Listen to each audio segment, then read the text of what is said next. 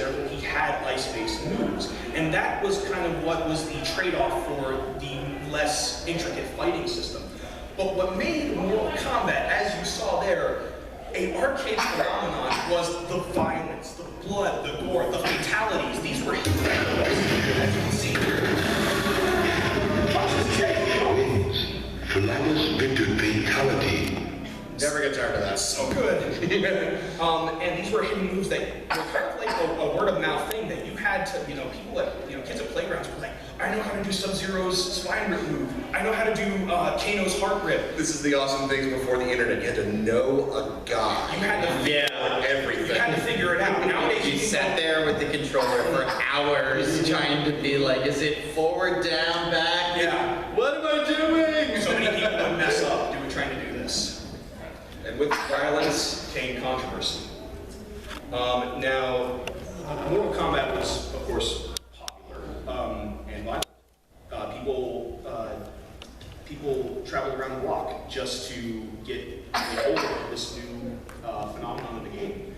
And so there were congressional hearings in 1993. Yes. You're welcome. Yes.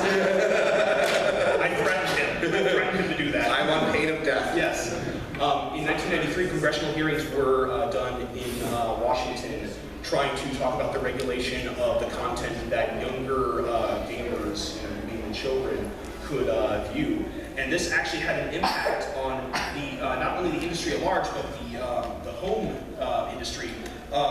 When the home versions of Mortal Kombat were released by Acclaim, Nintendo absolutely censored their version. They changed the blood to this gray that looked like sweat, and there were rumors. I know how to unlock blood. No, there's no way to unlock the blood in the Nintendo this NES version. However, Sega, being as crafty and awesome as they were at the time, decided to censor the blood, but release a code that would allow you to unlock the blood and gore as seen in the arcade version. And if you don't know what it is, it's ABACABB. You're welcome. Get out your old Genesis now. Now, with the start of this, Sega actually took the step forward of being the bigger company, even though they did have this little code that you could do. They did start a small rating system for their games to kind of start the whole content regulation thing. However, then things got further with what we know now as the ESRB, or the Entertainment Software Ratings Board.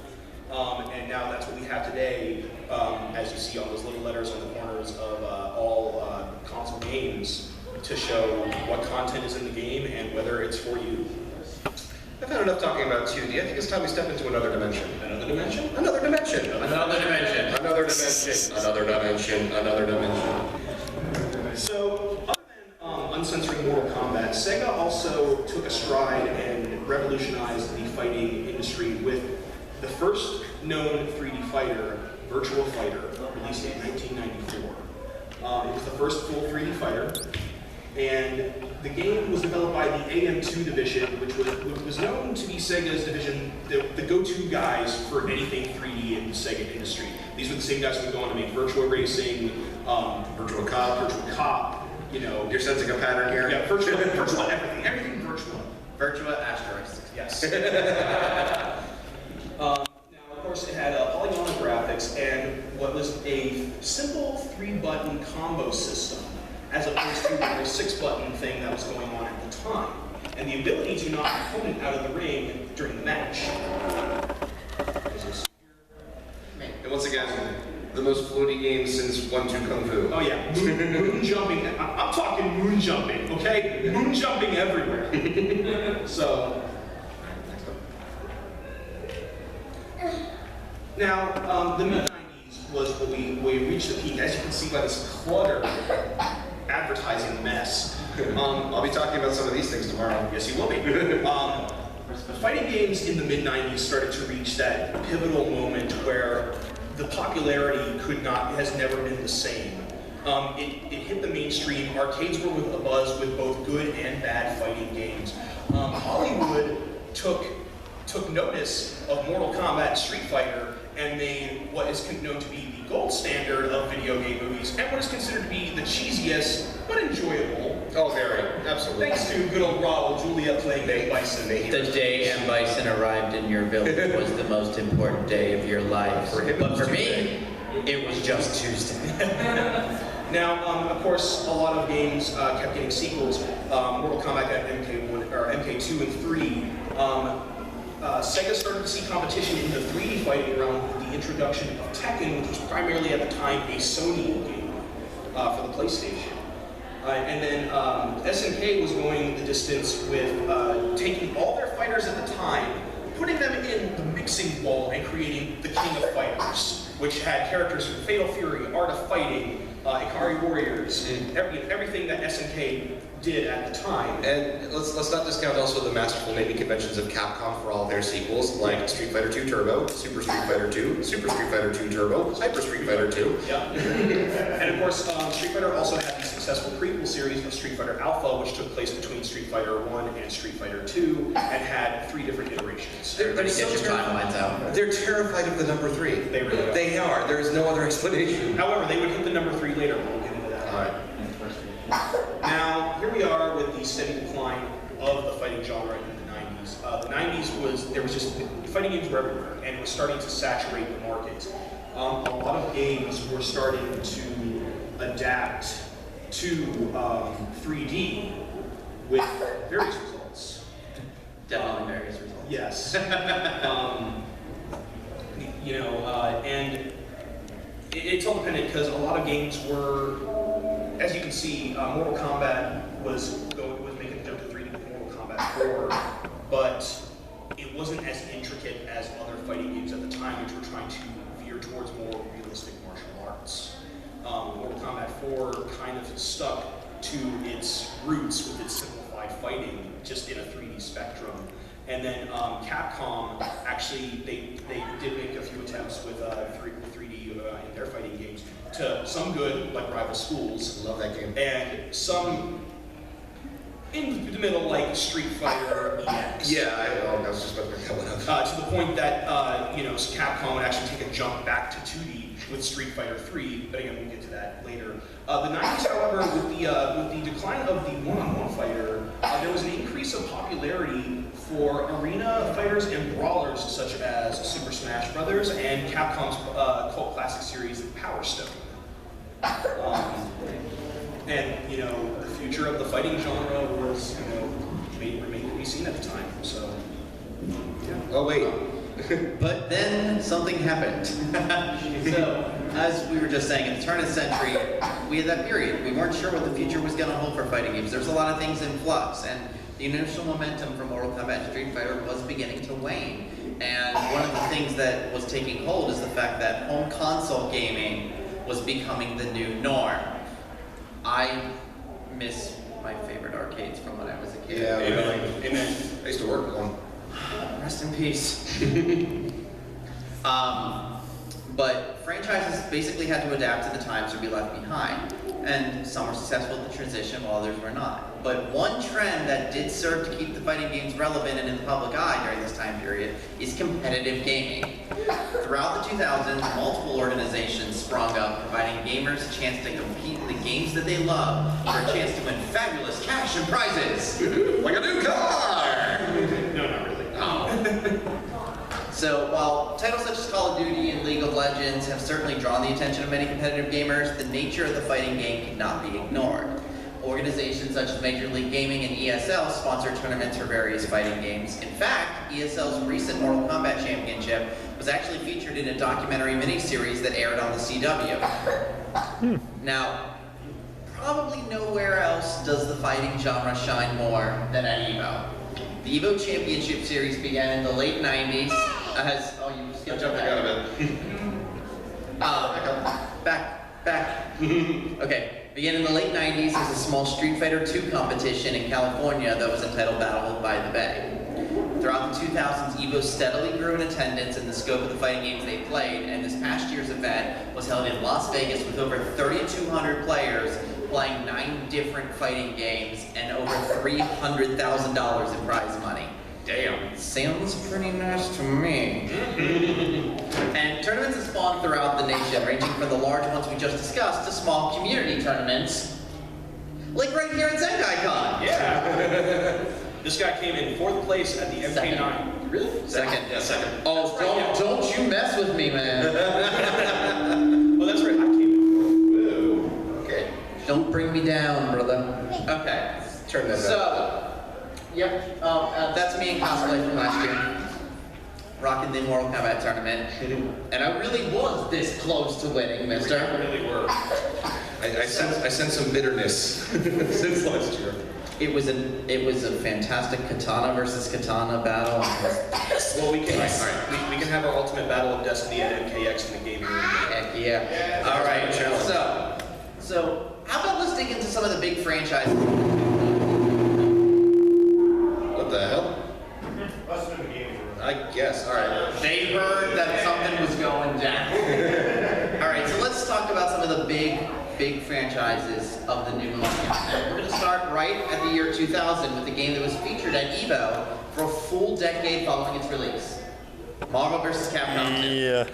Now, this was actually the 4th game of crossover franchise that began in 1996 with X-Men vs. Street Fighter, followed by Marvel Superheroes vs. Street Fighter, and then finally branching fully into Marvel vs. Capcom in 1998. If you haven't noticed by this point in the panel, Capcom seems to like to do its crossover thing. Now, while the entire series maintained a similar style and many of the same mechanics, Marvel vs. Capcom 2 is considered by most, and by most I mean, of course, me, to be the best of the series. Now, like I said, you've seen a lot of the Capcom versus over the years. We had, say, Capcom versus SNK, Fantastic game. Tatsunoko versus Capcom, Fantastic game. and what I think is sure to be the next great game of our time, Kellogg's versus Capcom. Go pre-order it now. Now,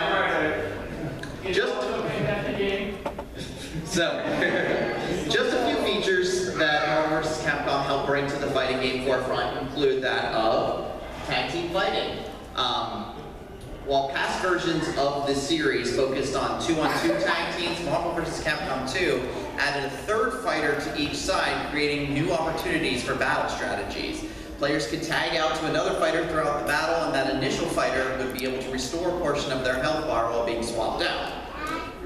The fighters on your team could also be called upon to perform assist moves, where they would enter the battlefield long enough to try and land an attack and then exit.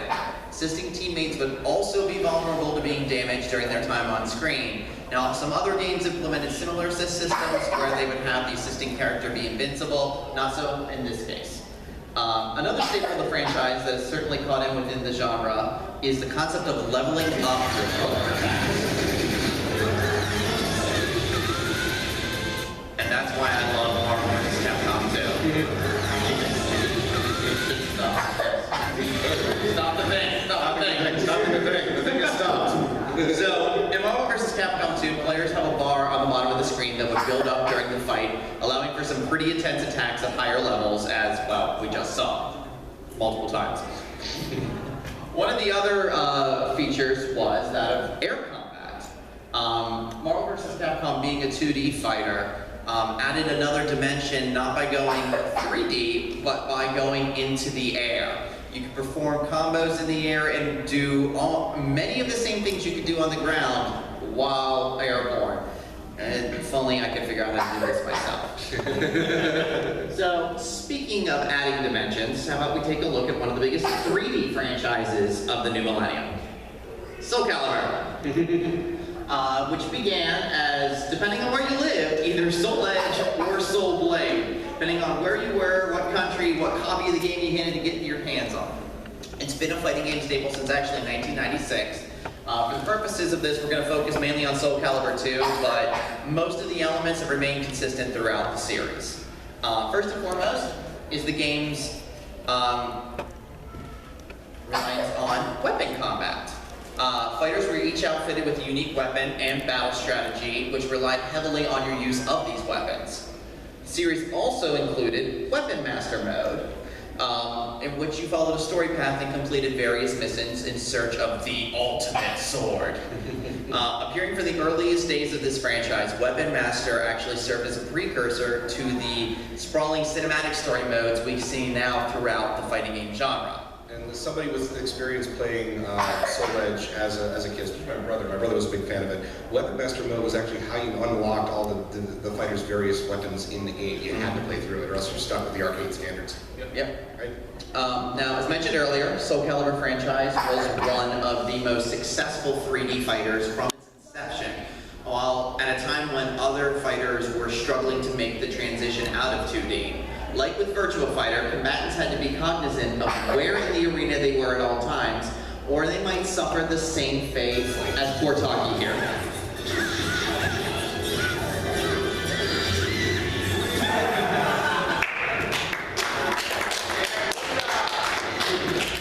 You never did learn to mind your surroundings. I've seen that video probably about 50 times prepping for this panel, and I still love it. And it keeps getting funnier every single time we see it. So, Soul Calibur 2 made a definite splash when it released due to the inclusion of a few special fighters. Each of the 3 main consoles at the time released a version of the game featuring its own unique guest fighter. Xbox featured comic book anti-hero Spawn. Sony's version featured Heihachi of Tekken fame. And Nintendo included one of gaming's most iconic characters, Link from The Legend of Zelda. The buzz generated by the multi-platform guest fighters helped bolster a trend that would continue throughout the franchise to varying levels of success. The industry definitely took notice, and guest fighters have continued to be a trend to this day in many of the genre's top titles. And hey, wouldn't you know it? That looks like a guest character in Mortal Kombat. Well, I suppose we should talk about Mortal Kombat. I guess it's time to talk about the modern era of the one and only. We're going to talk a lot about Mortal Kombat. You probably figured that out when you came to this panel. So, at the turn of the century, Mortal Kombat had pretty much flooded the marketplace between video games, movies, TV series, action figures, and so much more. I had some of those action And a figures. Saturday morning cartoon. The time had come for a revamp, and creator Ed Boon and his team took the time to do just that. In late 2002, Midway released Mortal Kombat Deadly Alliance. You can move it. Okay. Yep. Featuring full 3D arenas with borders and redesigned characters, Deadly Alliance aimed to create a more realistic combat experience. Each character could battle with 2 unique fighting styles based on actual, legit real-world fighting styles, and as well as a unique weapon that each player could use interchangeably throughout the battle. Now this style continued in the next 2 titles in the series, Deception and Armageddon. Now these 2 titles advanced the franchise's conquest mode into a more RPG-style single-player mode that tells the canonical story of the game, while still featuring all of the great combat we love from Mortal Kombat. Still Blood and Gore 2. Now, another addition in these 2 titles is the inclusion of death traps.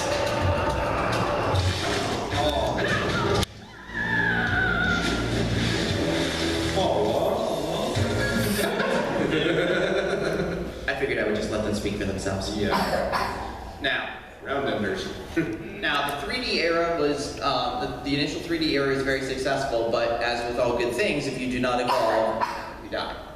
So, 2011 saw another redesign to the franchise that was simultaneously a step into the future and a throwback to the past. Combatants returned to a 2-dimensional fighting plane, but it was now placed as part of a fully active 3D stage. Fans loved the new design style, as well as the addition of X-ray moves. Why don't we take a look? Ooh. This is begging for somebody to shout out, "My spleen!" Ow, my pancreas! The team primarily wanted to be able to do a fatality during the match, but not necessarily end it. My favorite one is actually where Melina stabs you about 16 times with her sai, and then you just get back up again. So, Realism. the NetherRealm Studios team utilized much of the successful formula behind the 2011 Mortal Kombat and expanded it to the DC universe with Injustice Gods Among Us. The game added interactive scenery to their stages that could be used to inflict damage on your opponent. Now, an additional trend in gaming that's been taking off over the last few years